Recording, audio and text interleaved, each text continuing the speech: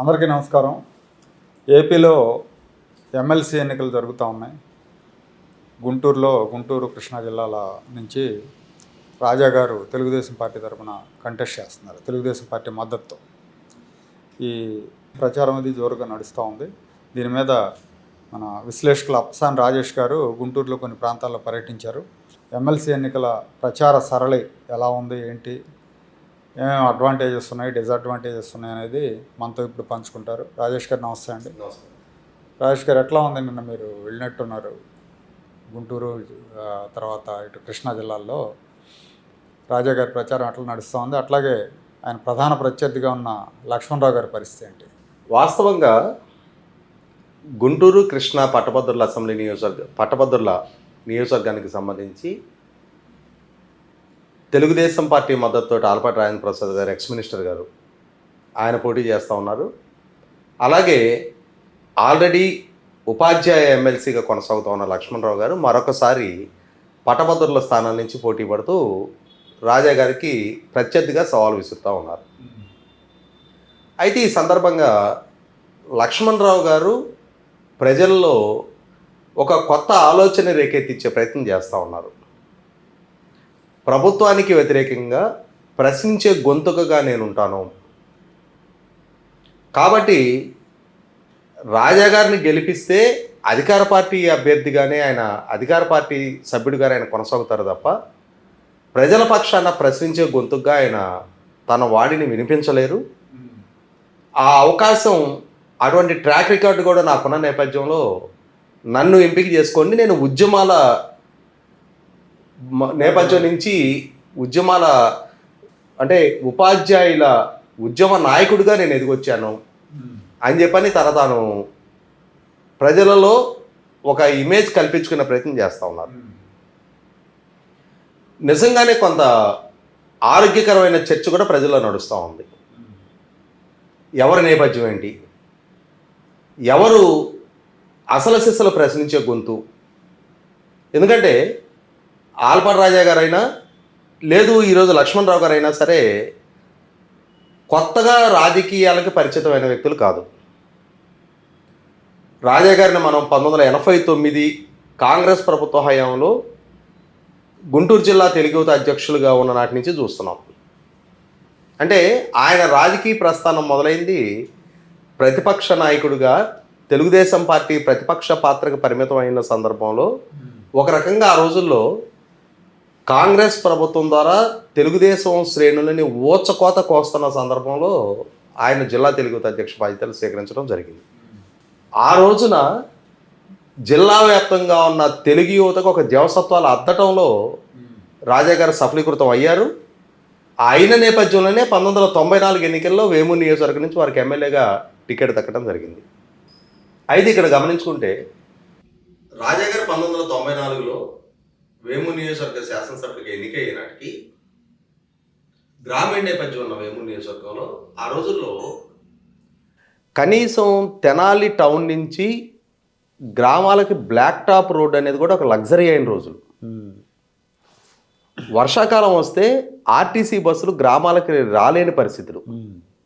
అటువంటి స్థితిలో శాసనసభ్యుడిగా ఎన్నికైన రాజా గారు దాదాపుగా ఇవాళ 3 దశాబ్దాల తర్వాత వెనక్కి తిరిగి చూసుకుంటే కూడా శాసనసభ్యుడిగా ఆయన హయాంలో చేసిన అభివృద్ధి అనేది చిరస్థాయిగా వాళ్ళ గ్రామీణ ప్రాంతాల్లో నిలబడిపోయింది. ఆ రోజుల్లో ప్రధానమంత్రి సడక్ యోజన నిధులని చాలా ఇతోధికంగా తీసుకొచ్చి గ్రామాల నుంచి మండలానికి, మండలాల నుంచి టౌన్కి చాలా అద్భుతంగా రోడ్డు ఇన్ఫ్రాస్ట్రక్చర్ క్రియేట్ చేసిన నేపథ్యం రాజా గారిది. ఇక్కడ గమనించుకోవాల్సింది ఏంటి అంటే, ఇవాళ సమాజంలో ఏ కుటుంబంలో చూసినా సరే పిల్లలు గత 3 దశాబ్దాలుగా ఐటీ ఎనేబుల్డ్ జాబులు అందిపుచ్చుకొని చాలా అద్భుతంగా కుటుంబాలు ఆర్థికంగా స్థితిగతులకి చేరగలిగాయి, వాళ్ళ స్థితిగతులు మెరుగుపరచుకోగలిగాయి. దీనికి ప్రధానంగా దోహదం చేసిన అత్యంత కీలకమైన అంశం వచ్చేటప్పటికి 1999లో రాష్ట్ర సాంకేతిక విద్యాశాఖ మంత్రిగా రాజా గారు మంత్రిగా బాధ్యతలు చేపట్టే నాటికి ఉమ్మడి ఆంధ్రప్రదేశ్ రాష్ట్రంలో కేవలం 38 ఇంజనీరింగ్ కాలేజీలు ఉండేవి. అటువంటి స్థితి నుంచి టెక్నికల్ ఎడ్యుకేషన్ మినిస్టర్గా 1999లో రాజా గారు బాధ్యతలు చేపట్టినాడు.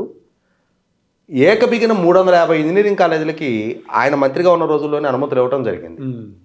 అప్పటి వరకు ఇంజనీరింగ్ విద్య అనేది ఒక లగ్జరీ. ఆంధ్రప్రదేశ్ రాష్ట్రంలో చాలా కొద్ది మందికి మాత్రమే మెరిట్ ప్రాతిపదిక మీద ఇంజనీరింగ్ అవకాశం దక్కడానికి ఆస్కారం ఉండేది. లేదు అని అంటే మధ్యతరగతి కుటుంబాలు కూడా కష్టనష్టాలు కోర్చి అవసరమైతే 1 ఎకరం 2 ఎకరాలు అమ్ముకొని తమిళనాడు, కర్ణాటక, మహారాష్ట్ర ప్రాంతాలకు వెళ్ళి అక్కడ డొనేషన్లు కట్టి చదువుకునే పరిస్థితి.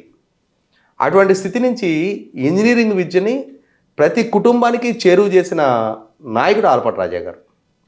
ఇక్కడ ఇంకొక అంశం కూడా గుర్తు చేసుకోవాలి. ఇవాళ ప్రశ్నించే గొంతు అని చెప్పని లక్ష్మణరావు గారు తనకు తాను ఆపాదించుకునే ప్రయత్నం చేస్తున్నారు కదా. 1999, 2004 మధ్య ఆ రోజు అధికార పార్టీ శాసనసభ్యుడిగా, అధికార పార్టీ క్యాబినెట్లో మంత్రిగా రాజా గారు కొనసాగుతున్న సందర్భంలో కూడా పులిచింతల ప్రాజెక్టు సాధన కోసం అని చెప్పని ఆ రోజు అన్ని రాజకీయ పక్షాలతోటి ఒక అఖిలపక్ష సమావేశం ఏర్పాటు చేసి పులిచింతల ప్రాజెక్టు నిర్మాణం జరిగితేనే కృష్ణా డెల్టా స్థిరీకరణ జరుగుతుంది అనే అంశాన్ని చాలా బలంగా గొంతెత్తి వినిపించి ఆనాడు ప్రభుత్వం దృష్టికి అంశాన్ని తీసుకెళ్ళి ఇవాళ పులిచింతల ప్రాజెక్టు సాధనలో చాలా కీలకంగా వ్యవహరించే నాయకుడు ఆలపాటి రాజా గారు. ఆయన 3 దశాబ్దాల పైగా ప్రజా జీవితంలో తనదైన ఒక బలమైన ముద్ర ఆల్రెడీ అభివృద్ధి పరంగా కానీ పాలనాపరమైన సంస్కరణల పరంగా కానీ ప్రజలకి అమలు చేసి చూపించున్నాడు.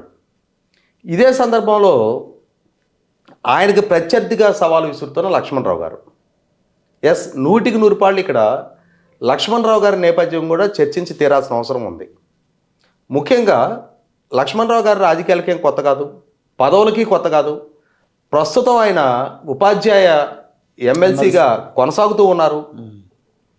ఎన్డీఏ కూటమి ప్రభుత్వం పదవి బాధ్యతలు చేపట్టి 8 నెలల కాలం పూర్తయింది. కానీ అంతకుముందు జగన్మోహన్ రెడ్డి గారి పాలనా హయాంలో కూడా ఉపాధ్యాయుల నుంచి ఎమ్మెల్సీగా ఎన్నికయ్యి ఉపాధ్యాయులకి ప్రాతినిధ్యం వహిస్తున్న లక్ష్మణరావు గారు జగన్మోహన్ రెడ్డి గారి పాలనా హయాంలో ఎంతగా జగన్మోహన్ రెడ్డి గారిని ప్రశ్నించారు, ఎంతగా జగన్మోహన్ రెడ్డి గారి ప్రభుత్వానికి వ్యతిరేకంగా ఉద్యమ కార్యాచరణ చేపట్టారు. ముఖ్యంగా తాను ప్రాతినిధ్యం వహిస్తున్న ఉపాధ్యాయ వర్గాలు ఎదుర్కొంటున్న సమస్యల పట్ల ఎంతగా ప్రభుత్వాన్ని నిలదీశారనేది 100కి 100 పాళ్ళు ఇక్కడ ఆయన వ్యక్తిత్వాన్ని కూడా ప్రశాంతకంగా మారుస్తుంది. ఎందుకంటే 5 సంవత్సరాలు జగన్మోహన్ రెడ్డి గారి పాలనా హయాంలో not even a single DSC, అవును, అంటే డిఎస్సి వ్యవస్థ అమల్లోకి వచ్చిన తర్వాత ఎన్టీ రామారావు గారు, చంద్రబాబు నాయుడు గారి పాలనా హయాంలో ఇప్పటికి 11 సార్లు డిఎస్సిల నిర్వహణ జరిగింది. అదే సందర్భంలో 150,000 మందికి ఉపాధ్యాయులుగా నియామకాలు అందాయి. 2 సార్లు రాజశేఖర రెడ్డి గారి హయాంలో, ఒకసారి కిరణ్ కుమార్ రెడ్డి గారి హయాంలో డిఎస్సి అమలు జరిగింది. 5 సంవత్సరాలు పూర్తి చేసుకున్న జగన్మోహన్ రెడ్డి గారి పాలనా హయాంలో not even a single DSC. అంటే మరి ఉపాధ్యాయుల నుంచి ప్రాతినిధ్యం వహిస్తున్న ఎమ్మెల్సీ లక్ష్మణరావు గారు 5 సంవత్సరాల జగన్మోహన్ రెడ్డి గారి పాలనా హయాంలో ఒక్క ఉపాధ్యాయ ఉద్యోగం కూడా నియామకం చేపట్టని సందర్భంలో ప్రభుత్వానికి వ్యతిరేకంగా ఎక్కడ, ఎప్పుడు, ఏ సందర్భంలో గొంతెత్తి గళం వినిపించారు? అదే కాదు, ఉపాధ్యాయుల్ని మరుగుదొడ్లు కడిగించడం, ఉపాధ్యాయులు మందు షాపుల దగ్గర కాపలా పెట్టించడం, ఇలాంటివన్నీ చేసినప్పుడు ప్రశ్నించాడు ఆయన. ఏ సందర్భంలో కూడా జగన్మోహన్ రెడ్డి గారి పాలనా హయాంలో బహుశా నేను అనుకోవటం రాష్ట్ర ఉపాధ్యాయ చరిత్రలోనే అత్యంత అవమానకర పరిస్థితులు ఎదుర్కోవడం జరిగింది.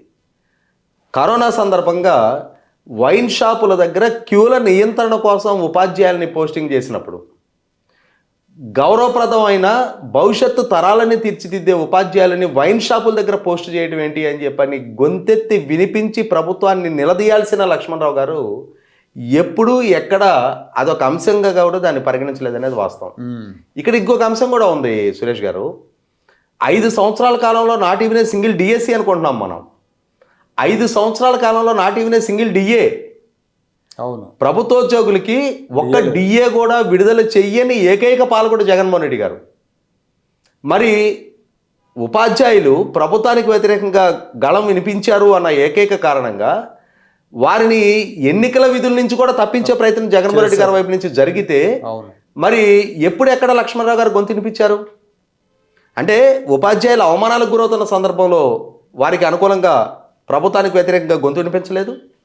అదే సందర్భంలో ఆర్థిక ప్రయోజనాలు దెబ్బతీస్తున్న సందర్భంలో వాళ్ళకి ఇంటర్మ్ రిలీఫ్ కన్నా కూడా తక్కువకి వాళ్ళ ఫిట్మెంట్ ఖరారు చేసిన సందర్భంలో, ఆఖరికి వాళ్ళ హెచ్ఆర్ఏ స్లాబ్లు కుదించిన సందర్భంలో,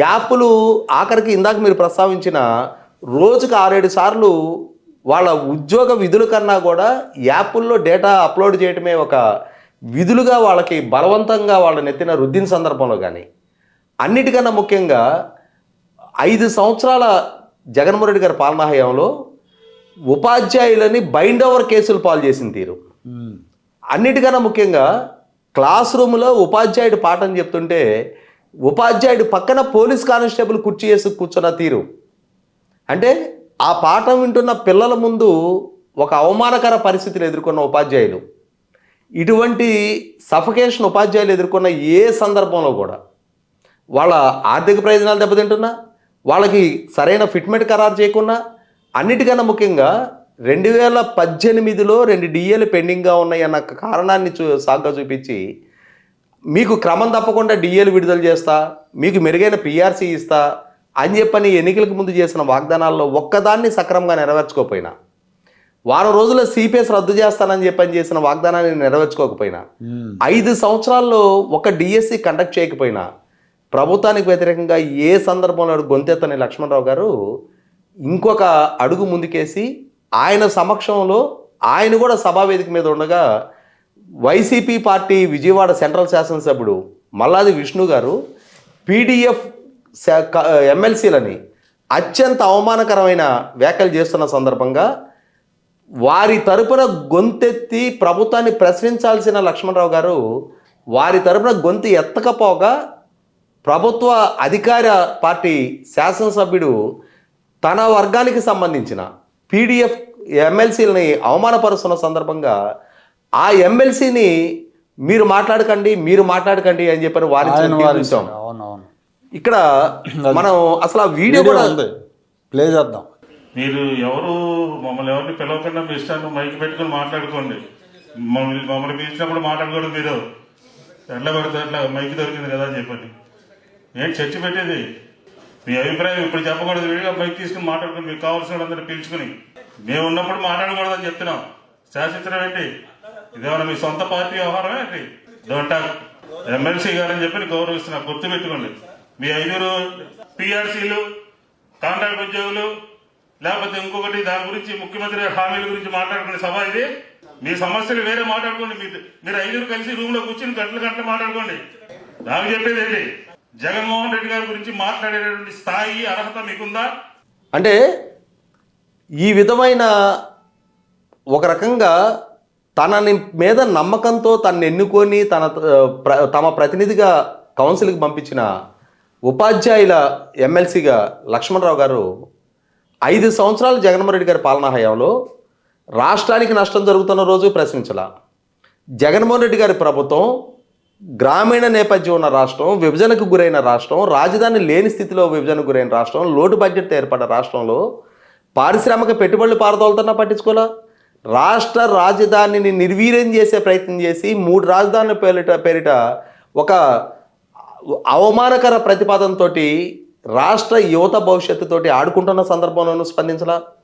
అన్నిటికన్నా ముఖ్యంగా ఉద్యమ నాయకుడిగా చెప్పుకునే లక్ష్మణరావు గారు తాను ప్రాతినిధ్యం వహిస్తున్న గుంటూరు జిల్లాలో ముఖ్యంగా అమరావతి మహిళల పట్ల జగన్మోహన్ రెడ్డి గారి ప్రభుత్వం వ్యవహరించిన వివక్ష పట్ల కనీస మాత్రం కూడా స్పందించిన తీరు, ఇవి చూసిన తర్వాత ఏ విధంగా ఇతన్ని ఉద్యమ నాయకుడు అని చెప్పని పరిగణలోకి తీసుకోవాలి?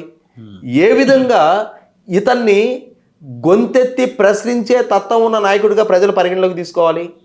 కాబట్టి నా విజ్ఞప్తి అయితే గుంటూరు కృష్ణా జిల్లాల పట్టభద్రులకి ఆలోచించి నిర్ణయం చేయండి. సామాజిక బాధ్యతతో తనకు అవకాశం దక్కిన ప్రతి సందర్భంలో సమాజానికి మెరుగైన సేవ చేస్తూ వచ్చిన ఆలపాటి రాజా గారిని ఎంపిక చేసుకుంటారా? లేదు ఉద్యమ నాయకుడు అనే ముసుగులో తనకి వ్యక్తిగతంగా పదవులు దక్కించుకోవటం తప్ప ఒకసారి తనకి పదవులు దక్కిన ఏ సందర్భంలో కూడా గొంతెత్తి తన గళం వినిపించాల్సిన సందర్భంలో మౌన ప్రేక్షక పాత్ర వహించిన లక్ష్మణరావు గారిని ఎంపిక చేసుకుంటారనేది ఆలోచించి విచక్షణతో ఓటు చేయండి. 100% రాజా గారు లాంటి సామాజిక బాధ్యత కలిగిన రాజకీయంగా చైతన్యం కలిగిన నాయకుడిని ఎంపిక చేసుకున్నప్పుడు మీ ఓటుకు కూడా విలువ వస్తుంది. పట్టభద్రుల ఎమ్మెల్సీగా పూర్తి స్థాయి న్యాయం చేయగలిగే నాయకుడిగా రాజా గారు గుంటూరు కృష్ణా జిల్లాల పట్టభద్రుల వాణిని చాలా బలంగా వినిపించడంలో సఫలీకృతం అవుతారని చెప్పని నేను చాలా ప్రగాఢ విశ్వాసంతో చెప్పగలుగుతా. ఓకే అండి, థ్యాంక్ యూ.